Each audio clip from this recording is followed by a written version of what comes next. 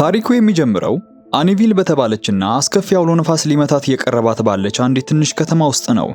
ከ4 እስከ 5 ሜትር የሚደርስ የባህር ሞገድ ተቀስቅሶ ሊያጠቃት እንደሚችል አስቀድሞ ማስጠንቀቂያ ተሰጥቷል። በዚህች ከተማ ዳኮታ የምትባል አንዲት ወጣት ትኖራለች። እናቷን በሞት ካጣች በኋላ የገዛ ቤቷን እንደ ምሽግ፣ ውጭውን ዓለም ደግሞ እንደ ጠላት ማየት የጀመረች ምስኪን ናት። ያቺ ደፋርና ተጫዋች ልጅ ጠፍታ በሐዘን ጥላ ስር የተሸሸገችና የቤቷን ደጃፍ ለመርገጥ እንኳን የምትፈራ ብቸኛ ልጅ ሆናለች። ታዲያ በዚህ ሁሉ ጭንቅ ዳኮታ ለራሷ የሚሆን በርገር ለማዘዝ ስትሞክር ሱቁ ሁሉ በማስጠንቀቂያው ምክንያት አስቀድሞ መዘጋቱን ተረዳች። ነዋሪዎቹ ከተማውን ለቀው እየወጡ ነበር። ዳኮታ ይህንን ተመልክታ ወደ ውጭ ስትወጣ ከፍተኛ የድንጋጤ ስሜት ይሰማት ጀመረ። እዚህ ላይ ነበረ አንድ ሰው ወደ እሷ ተጠግቶ እናቷ ከሞተች ወዲህ አይቷት እንደማያውቅ ይነግራት የጀመረው። ሁሉም ሰው በታዘዘው መሰረት ነፍሱን ለማዳን ሲል ከተማዋን ለቆ መውጣት እንዳለበት የገለጸ በመኪናው ውስጥ ቦታ እንዳለውና አብራው መሄድ እንደምትችል ቢነግራትም ዳኮታ ግን ግብዣውን ሳትቀበል ወደ ቤቷ ተመልሳ ትገባለች። ትዕይንቱ ወደ 3 ወንድማማቾች ማለትም ሮን፣ ዲን እና ዊል ጋር ይወስደናል። እነሱም አንዲት ትንሽ ወንዝ አጠገብ እየተጫወቱ ሳለ አሳዳጊ አባታቸው በድንገት መጥቶ እዚህ ምን ትሰራላችሁ? አንድ ነገር ብትሆኑ የሐኪም ቤት ወጪያችሁን የምከፍለው እንደሆንኩኝ እኔ ነኝ እያለ በቁጣ ያንባርቅባቸው ጀመረ። ዲን ግን እውነተኛ አባታቸው አልነበረምና ዝም አላለችም። ደግሞ ሆስፒታል ወስዶን እንደሚያውቅ ሰው ያወራል ስትል በቁጭት ውስጥ ሆና መለሰችለት። በዚህ በኩል ከስጋ ማቀነባበሪያ ፋብሪካ አንድ የጭነት መኪና ሲወጣ እናያለን። እዚህ ጋር ደግሞ ሊሳ የተባለች ነፍሰ ጡር ሴትም ከዚያው ስትወጣ እንመለከታለን። የሊሳ እጮኛ ወደዚህ ከተማ እንድትመጣ ካደረጋት በኋላ እሷን ትቶ ፕሮፌሽናል የፖከር ተጫዋችና ዲጄ ለመሆን በማሰቡ ጥሏት ሄደዋል። ታዲያ በዚህ ሁሉ ወደ ከተማዋ እየመጣ ያለውን ጥፋት የሰማችው እናቷ በስልክ ደውላ ለምን እስካሁን ከተማዋን ለቀሽ አልወጣሽም ስትል እየጠየቀቻት ነበረ። ሊሳም ስራ ገብታ እንደነበረ እናቷ እንዳስረዳቻት አሁን እየወጣች መሆኑ ስትነግራት እናቷም ነገሩ አስጊ መሆኑንና ዋና መንገዱ በመዘጋቱ በአፋጣኝ ወደ ከፍተኛ ስፍራዎች እንድትጠጋ በስጋት ውስጥ ሆና ታሳስባታለች። በሌላ ቦታ ዴል የተባለ የባህር ተመራማሪ ስለ አውሎ ነፋሱ ሁኔታ እየተወያየ እናያለን። አውሎ ነፋሱ እጅግ ግዙፍ መሆኑንና ከሞገዱ ጋርም ተያይዘው ብዙ ቡል ሻርክ የተባሉ አደገኛ ግዙፍ ሻርኮች ወደ ከተማዋ እየገቡ እንደሆነ ተናገረ። ደረጃ 6 የሚባል መለኪያ የለም እንጂ ቢኖር ኖሮ ከሚመጣ አውሎ ነፋስ ግዝፈት ሲታይ ይህ አውሎ ነፋስ በዚያ ይመደብ እንደነበርም ያሳውቃቸዋል። ዴል እዚህ ላይ የወንድሙ ልጅ የሆነችው ዳኮታን ማግኘት እንዳለበት ስለተሰማው ወደሷ ደውሎ ከተማዋን ለቃ ለመውጣት የምትችልበት መንገድ እንዳለ ጠየቃት። መንገድ ከሌለ እሱ ራሱ መጥቶ እንደሚወስዳት ቢነግራትም ዳኮታ ግን አያስፈልግም እዚህ ነው የምቆየው ስትል መለሰችለት። ዴል አውሎ ነፋሱ እጅግ አስፈሪ እንደሆነና ቤቱ በላዩዋ ላይ ሊፈርስባት እንደሚችል ሊያስረዳት ሞከረ። ዳኮታ ግን ነገሩን በቀል ይዛው ነበርና ሊፈርስ ይችላል ነው ያልከው በማለት ለራሱ እርግጠኛ ለመሆኑን ትገልጽለታለች። ዴል ግን ሁኔታው እንዳሳሰበው ገልጾ በዚያ ቤት ውስጥ መደበቅሽ የእናትሽን ሞት ህመም አያስታግስልሽም ይላትና በመጨረሻም በተቻለው ፍጥነት ወደ እሷ እንደሚመጣ ነግሯት ስልኩን ይዘጋዋል። በሌላ በኩል ቢሊ ልጆቹን ወደ ማሳደጊያው ጣቢያ እንደሚመልሳቸው እያስፈራራቸው ሳለ በሬዲዮ ላይ የጸጥታ ኃይሉ አስገዳጅ ከተማዋን ለቀው እንዲወጡ ትዕዛዝ ሲያስተላልፉ ይሰማል። የባህር ሞገዱ በሚቀጥለው 1 ሰዓት ውስጥ የባህር ዳርቻውን እንደሚመታ ተገልጿል። ቢሊ ግን ማስጠንቀቂያውን ቅንጣት ታህል ከቁም ነገር ውስጥ ሳይከት የሬዲዮ ጣቢያውን ቀይሮ ሙዚቃ ከፈተ። ዳኮታም በበኩሏ የልጅነት ትውስታዎቿን ከእናቷም ጋር አብረው ሲጫወቱ የሚያሳዩ የድሮ ቪዲዮዎችን በቴሌቪዥን ትመለከት ጀመረች። ቢሊ ለልጆቹ ውሃ የማይገባበት የኤሌክትሪክ ሽቦና ጄነሬተር እንዳለው ነግሮ መጨነቃቸውን እንዲያቆሙ ይነግራቸዋል። የቢሊ ሚስት ሬቸል ትባላለች። ሁለቱም እነዚህን ልጆች አስጠግተው የሚያቆዩቸው ከመንግስት የሚሰጠውን የድጎማ ክፍያ ለመሰብሰብ ብቻ ነበረ። በመሃል ዲዚ ጋር ወደ ውስጥ ገብታ እንደራባቸው ለሁለቱም ትነግራቸዋለች። ምንም እንኳን እዚሁ አጠገባቸው የተቀመጠ ስጋ ብትመለከትም ሬቸል ግን ከደረቅ ዳቦ ውጪ ምንም ልትሰጣቸው አልፈለገችም። ሲቀጥልም ቢሊ 3ቱንም ልጆች ወደ ምድር ቤቱ ፈጽመው እንዲገቡ እንዳልተፈቀደላቸውና ለምንም ጉዳይ ወደዛ እንዳይሄዱ በከባዱ ያስጠነቅቃቸዋል። በዚህ በኩል ዴል ጋር ጋዜጠኞች በዚያው ዕለት ጠዋት ስለተከሰተው የሻርክ ጥቃት ሊጠይቁት መጥተው ነበረ። በባህር ዳርቻው ላይ የነበሩ ጥንዶች በቡል ሻርኮች ጥቃት እንደደረሰባቸው ሰምተው ነበር የመጡት። ሊሳ በበኩሏ የምትጠለልበት ምንም አይነት ቦታ ማግኘት አልቻለችም። እናቷ በድጋሚ ልትደውልላት ብትሞክርም የስልክ መስመሩ በመቋረጡ ሊሳካለት አልቻለም። ይባስ ብሎ እዚህ ላይ ነበረ ምጧ የመጣው። ወዲያውም ለምጥ ጊዜ እንዲሆናት ብላ የሰበሰበቻቸውን ሙዚቃዎቿን ከፍታ በማዳመጥ መረጋጋት ስትጀምር እዚህ ላይ አውሎ ነፋሱ ቤቶችን እያፈራረሰና የከተማዋንም የመብራት መስመሮችን እያቋረጠ ነበረ። ብዙም ሳይቆይ ነበረ ኃይለኛው የባህር ሞገድ መከለያ ግንቡን ጥሶ ወደ ከተማዋ በከፍተኛ ፍጥነት ይጎርፍ የጀመረው። ኤን የተመለከተችው ሊሳ ለማምለጥ መኪናዋን ስታፈጥን መንገድ ላይ ያገኘችው የስጋ ጫኝ መኪና አሽከርካሪ ዛፍ ወድቆ መንገድ ስለተዘጋ እንድትመለስ ጮህባት። ገና ተናግሮ ሳይጨርስ ያስፈሪ ጎርፍ በፍጥነት ወዳሉበት ሲመጣ ስለተመለከተ ዛፉን ጥሳ እንድታልፍ ይነግራታል። ሊሳም ልክ እንዳላት ለማድረግ ስትሞክር ግን መኪናው አጣብቂኝ ውስጥ ገብቶ ተቀረቀረ። የጭነት መኪናው አሽከርካሪ ውሃው ሳይደርስበት ለመዞር ቢታገልም ኃይለኛው የውሃ ሞገድ ግን መኪናውን ጠራርጎ ይዞት ይሄዳል። ዳኮታ የጎርፉን ድምጽ ሰምታ ምን እየተፈጠረ እንደሆነ ለማየት ስታማትር ብዙም ሳይቆይ ጎርፉ ደርሶ ቤቷን ያጥለቀልቀው ጀመረ። እነዚያ 3 ልጆችም ውሃ እየመጣ መሆኑን አይተው ቢሊን ለማስጠንቀቅ ቢሞክሩም ኃይለኛው ጎርፍ ግን የቢሊን ጠንካራ መስታወት ጥሶ በመግባት ቤቱን ከጥቅም ውጭ ያደርገዋል። የሊሳ መኪና በጎርፉ እየተገፋ ሄዶ ከአንድ ዛፍ ጋር ልክ እንደተጋጨ የዛፉ ቅርንጫፎችም እዚያው አጣብቀው ያስቀሯታል።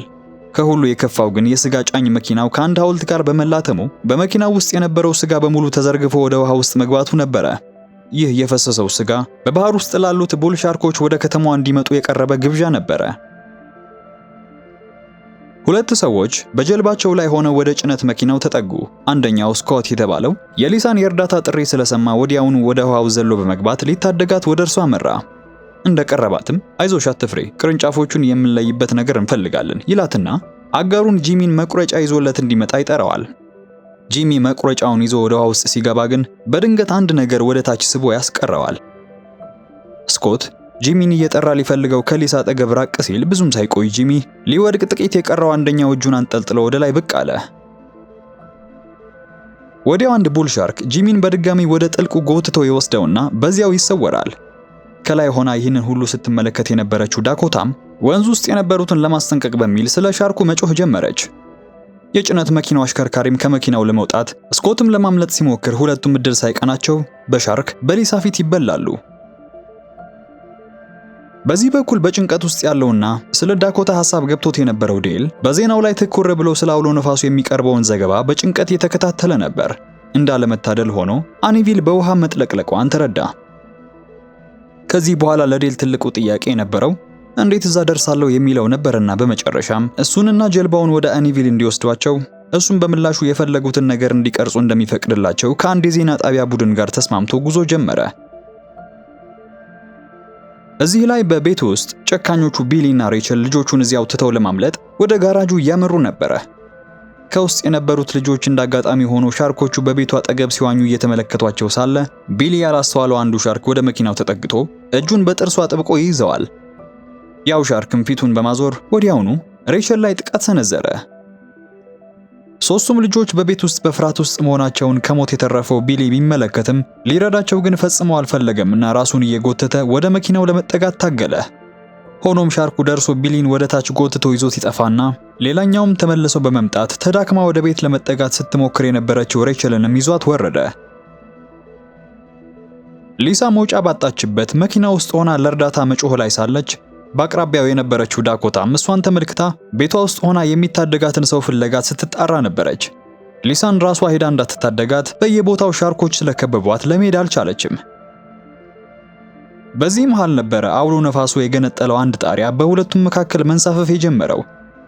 ሊሳ ዳኮታን ተመልክታ ነፍሰ ጡር ነኝ፣ ልጄ ገና የመጀመሪያውን ትንፋሹን ሳይወስድ እዚህ እንዲሞት አልፈቅድም በማለት በለቅሶ የታጀበውን ጩኸቷን ማሰማቷን አላቆመችም ነበርና ዳኮታ ያለቻት ብቸኛው አማራጭ እሷ እንደሆነች ሲገባት በድንጋጤ ልቧ መምታት ጀመረ።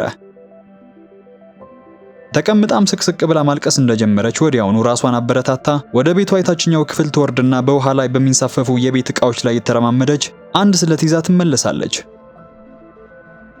ሊሳን ለመታደግ በማሰብም ጉዞዋን ስትጀምር ገና ከጅምሩ ከመስኮቱ ተንሸራታ ወደ ውሃው ውስጥ ወደቀች። ሻርኮቹ የውሃው እንቅስቃሴ ስለሚስባቸው ከውሃው በፍጥነት ተፍጨርጭራ እንደወጣች በአቅራቢያው ወደ ነበረው መኪና ላይ ወጣች። ከዚያም ዘላ ወደሚንሳፈፈው ጣራ ስትሻገር ሻርኮቹ ከውሃው ወለል በታች እያደቧት መሆኑን አልጠፋትም። ዳኮታ በጎጆ ላይ በጥንቃቄ ከተራመደች በኋላ የብረት አጥሩን ተጠቅማ እስከ ሊሳ መኪና ድረስ ዘለቀች። በመቀጠልም በያዘችው ስለት የመኪናውን ጣራ ቀዳ ያጣበቋትን የዛፍ ቅርንጫፎችንም በመቁረጥ ነፃ ታወጣትና ሁለቱም በሰላም ወደ ዳኮታ ቤት ይመለሳሉ። በዚህ በኩል ብራያን የተባለ የዴል የሥራ ባልደረባ ስለ አንዲት ኒሊ ስለተባለች ግዙፍ ሻርክ ያጫውተው ጀመረ። ያለፉት 3 ዓመታት ክትትል ሲያደርጉላት የቆየችው ኒሊ ከቡል ሻርኮች እጅጉን የምትልቅ ግዙፍና ነፍሰ ጡር የሆነች ግሬት ዋይት ሻርክ ናት። እንዳለመታደልም ሆኖ በዚህ አጣብቂኝ ጊዜ ኒሊ ወደ ዳኮታ ቤት ቀርባ ነበር። በውሃ በተሞላው ቤት ውስጥ ደግሞ እነዚያ 3 ወንድማማቾች በጠረጴዛ ላይ ተቀምጠዋል። ሻርኮቹ ሰዎች መኖራቸውን አውቀው በቤቱ ዙሪያ ሲያደቡ የተመለከቱት 3ቱ ከመምጣታቸው በፊት ዲን ልከው በሩን እንድትዘጋው አደረጉ። እሷም በኪችኑ መደርደሪያዎች ላይ ሄዳ በሩን ለመዝጋት ስትሞክር እንዳለመታደል ሆኖ ቡል ሻርኮቹ ሰተት ብለው ወደ ውስጥ ገቡ። ዲም የበሩን ከፈፍ እንደተደገፈች ነበረና አደጋ ላይ ከመውደቋ በፊት ሮን በጊዜ ደርሶ ይታደጋታል። በዚህ ሁሉ መሃል አንድ ግዙፍ ዛፍ መጥቶ የዳኮታን ቤት በኃይል መታው። ዳኮታም ወደ ውጭ ተመልክታ መላው ከተማ በጎርፉ ምክንያት መፈራረሱን አስተዋለች። በወሬ መሃል ሊሳ ዳኮታን ስለ ቤተሰቦቿ ጠየቀቻት።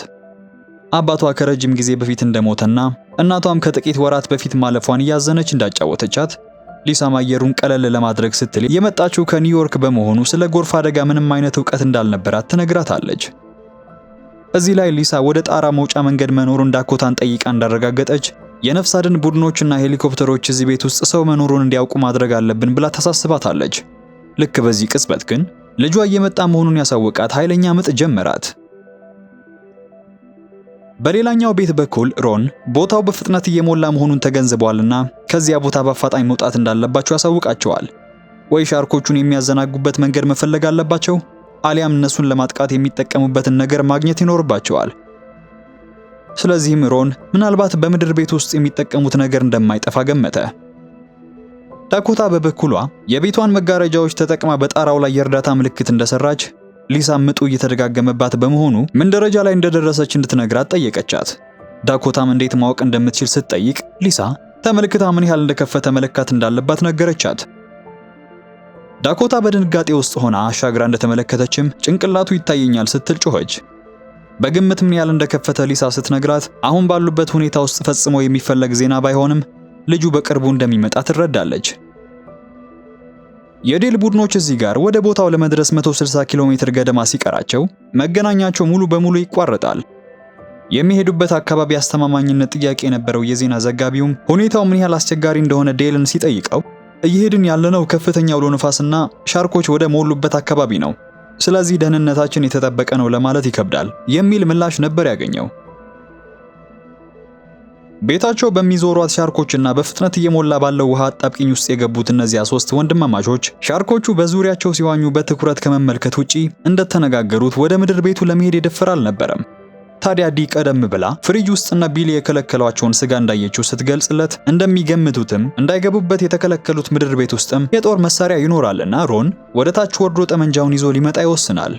ልክ በዚያው ቅጽበት ነበረ ሞቷል የተባለው ቢሊ ከውሃ ውስጥ በከፍተኛው ቆስሎ በድንገት የተከሰተው።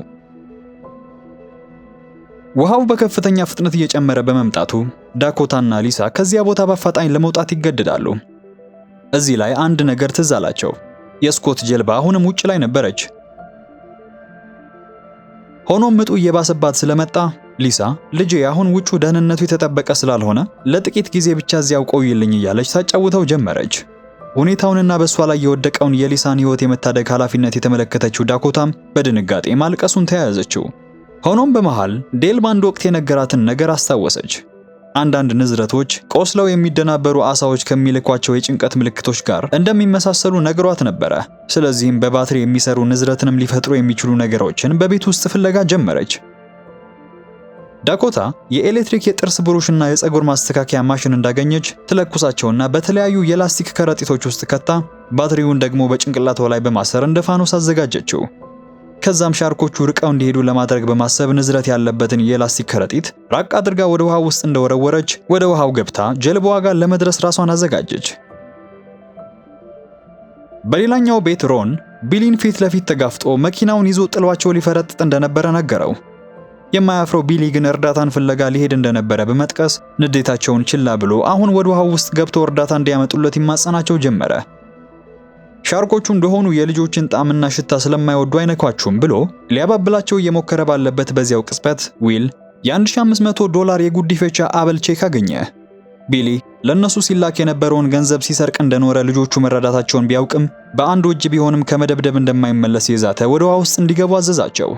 ሮን ግን አካባቢው በጎርፍ የተጥለቀለቀና የሚረዳቸው ሰው የሌለ በመሆኑ ቢሊ ራሱን እንዲችል በድፍረት መለሰለት። በዚህ ጊዜ ቢሊ በንዴት ሮንን ለማጥቃት እጁን ሲሰነዝርና ሮንም መክቶ ሲይዘው ወዲያውኑ ዲ በፍጥነት ቢሊ ተንከባሎ ወደ ውሃ ውስጥ እንዲወድቅና በሻርኮቹም ተይዞ ወደ ጥልቁ እንዲወሰድ ያደርጋል። ሻርኮቹ ቢሊን በመብላት ተጠምደው ሳለ ዲ ሮንን ወደ ምድር ቤቱ እንዲወርድ ታሳስበዋለች። እሱም ወርዶ ፍሪጅ ውስጥ የነበሩትን ስጋዎች በስኬት እንደያዘ እዚያው ተቀምጦ የነበረን ጠመንጃን ለማንሳት ሲሞክር ግን አልወጣ አለው። በዚህ መሃል የለበሰው ሹራብ ከአንድ መንጠቆ ጋር ተያያዘበትና አንድ ሻርክ ወደ ክፍሉ ሰርጎ ሲገባ ሮን ሻርኩን ለማዘናጋት አንድ የቀለም ጣሳ ወደ ተቃራኒው አቅጣጫ ወረወረ። ሹራቡን በኃይል በጥሶ ነፃ ካወጣው በኋላ አንድን ያገኘውን ሳጥን ይዞ ምንም ጉዳት ሳይደርስበት ተመልሶ ጠረጴዛው ላይ ይወጣል። በከተማዋ ሌላኛው ጫፍ ዳኮታ ሻርኮቹ ንዝረት ወዳለው ከረጢት እንዲሄዱ እርግጠኛ ሆና ወደ ተቃራኒው አቅጣጫ በመዋኘት ላይ ናት። በቤቷ ውስጥ ደግሞ ውሃው እየጨመረ በመምጣቱ የሊሳ አልጋ መንሳፈፍ ጀምሯል።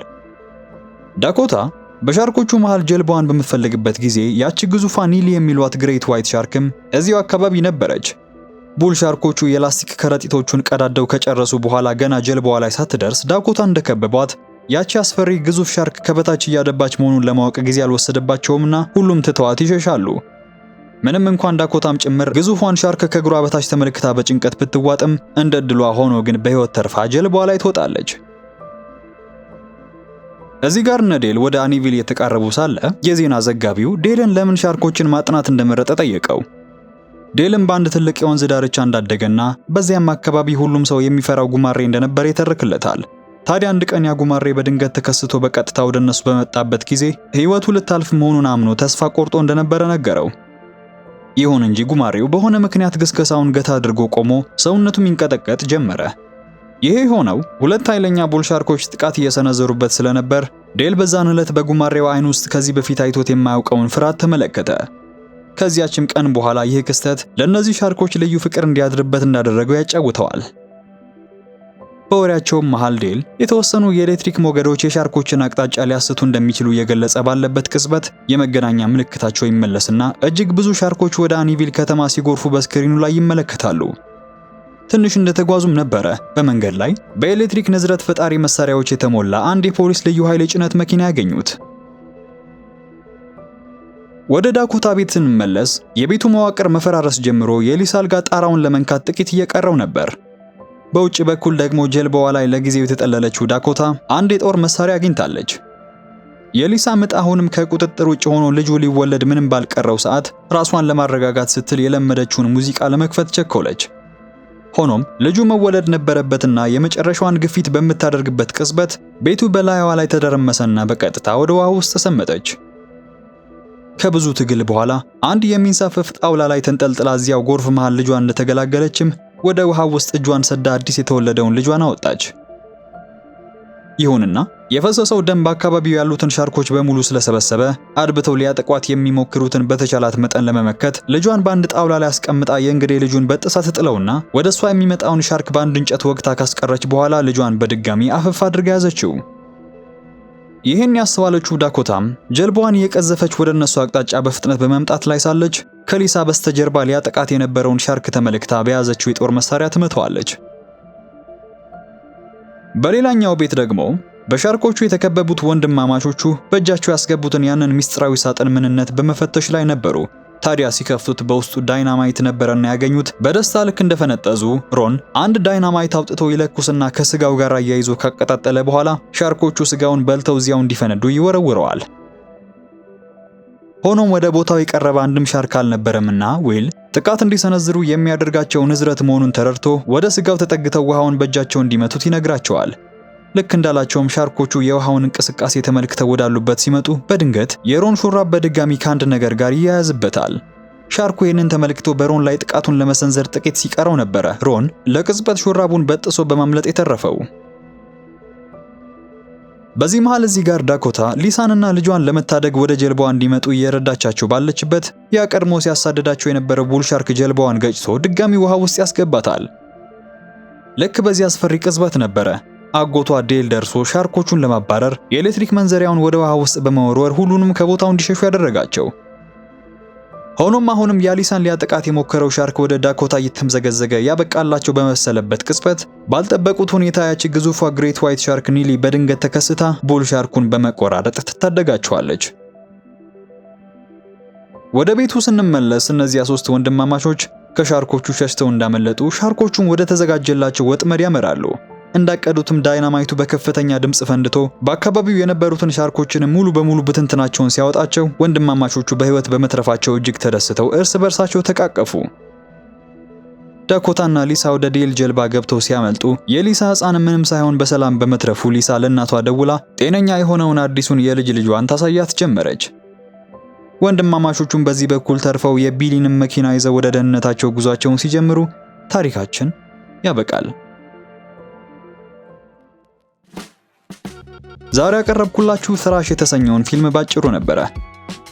ለቻናሉ አዲስ ከሆናችሁ ይሄ አዲስና አሪፍ ፊልሞች ባጭሩ የሚቀርቡበት ቦታ ነው። ስለዚህ ላይክ እና ሰብስክራይብ በማድረግ ቤተሰብ መሆን አትርሱ። በተረፈ እብድ ናት ብለው የገዛ እህታቸውን እስር ቤት አስገብተዋት ነገር ግን ተመልሳ መታጉድ ስለሰራቻቸው አስደናቂ ሴት የሰራሁት ቆንጆ ቪዲዮ አለ። ስክሪኑን ተጭናችሁ መመልከት ትችላላችሁ። እኔም በሱ ቪዲዮ መልሼ ያገኛችኋለሁ።